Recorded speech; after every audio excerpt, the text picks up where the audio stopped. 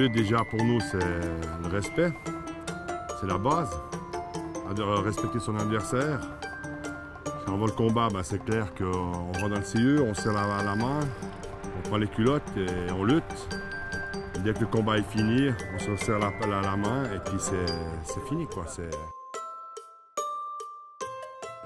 un sport qui est très ancien, qui était pratiqué surtout entre les bergers, lutteurs en Edelweiss, chemise, et puis les gymnases qui venaient de la ville pour se confronter depuis les hauts de la montagne et les gens de la ville. Alors, la fédérale, c'est l'apothéose d'un lutteur, c'est tous les entraînements, c'est arriver à un résultat pour être qualifié.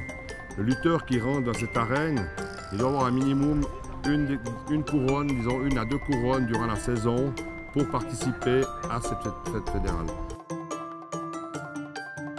Alors Just for Smiles est une fondation qui offre des activités sportives à des enfants, des adolescents, de jeunes adultes qui sont en situation de handicap ou d'une mobilité extrêmement réduite. Donc on leur offre le ski, les sorties en catamaran et également des excursions en montagne en joëlette. Donc la joëlette, c'est en fait la version moderne de la chaise au porteur.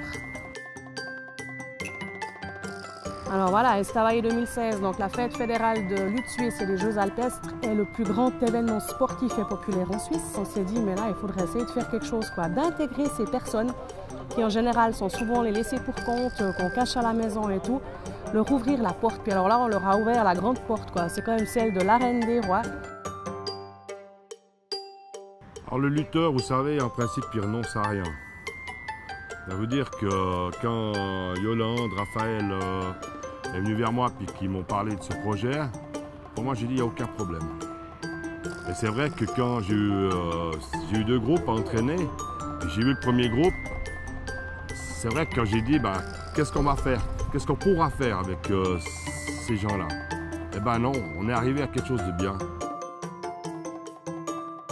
Arriver à tirer une prise, que nous, lutteurs, il nous faut des années pour y arriver.